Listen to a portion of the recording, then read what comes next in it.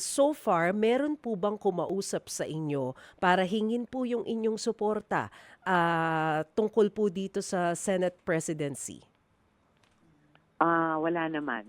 Siguro alam nila na tulad nung nakaraang halos 9 na taon, Oo. talagang either mananatili ako sa minority or kung kinakailangan magbubuo or magiging independent senator. Pero kayo po ba, Senator, meron na po kayong desisyon kung sino po ang gusto ninyong maging SP?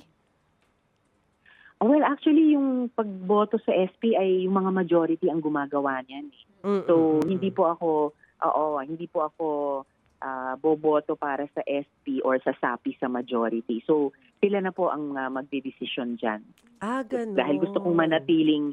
gusto ko pong, well, yun yung isang pangunahing track para hindi sumapi sa majority na hindi Yes. bumoto sa Senate President. And ang layunin ko naman po, yung final outcome na gusto ko po kasi ay either nandun ako sa isang block or mananatili akong senador na consistent dun sa layunin ko pati sa labas ng Senado na mag-ambag sa pagpapalakas ng oposisyon.